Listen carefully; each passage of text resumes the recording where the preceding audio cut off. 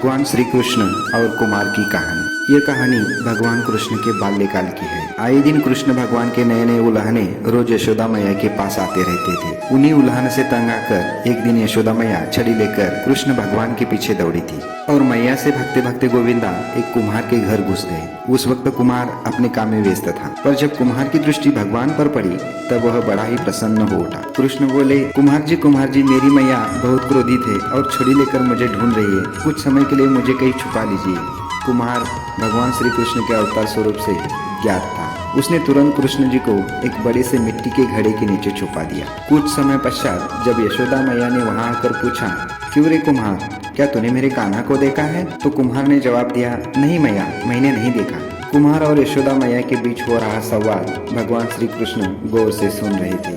फिर जब माता यशोदा वहां से चली गई तब कान्हा बोले, कुम्हार जी, मेरी माता यदि चली गई हो तो मुझे इस घड़े से बाहर निकालिए। तब कुम्हार बोला, ऐसे नहीं भगवान, पहले आपको मुझे वचन देना होगा कि आप मुझे 84 लाख योनियों के बंधन से मुक्त कर देंगे। कुम्हार की बात सुनकर कान्हा जी मुस्कुराए और बोले, ठीक है कुम्हार, मैं वचन देता हूँ कि मैं तुम्हें 84 लाख योनियों के बंधन से मुक्ति दे दूंगा। अब तो मुझे बाहर निकालो।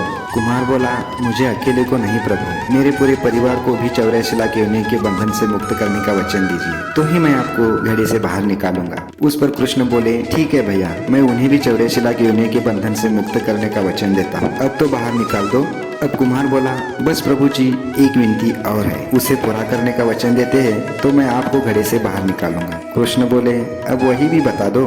तब कुम्हार ने कहा, हे प्रभु जी, जिस घड़े के नीचे आप छुपे हैं उस घड़े को बनाने के लिए लाई गई मिट्टी मेरे बैलों पर लाद कर लाई है। आप मेरे उन बैलों को भी 84 लाख योनियों के बंधन से मुक्त करने का वचन दीजिए। कृष्ण भगवान ने कुम्हार का प्राणी प्रेम देखकर उन बैलों को भी मोक्ष देने का वचन दिया। कान्हा बोले, लो, तुम्हारी सभी इच्छाएं पूरी हो गई है, अब तो इस घड़े से मुझे बाहर निकालो।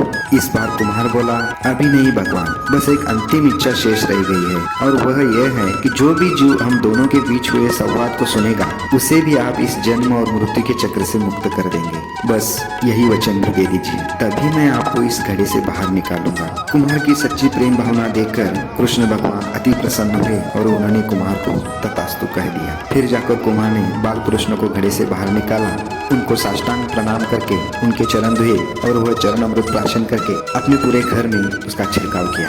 अंत में कुम्हार प्रभु कृष्ण को गले लगाकर इतना रोया कि उनमें ही विलीन हो गया।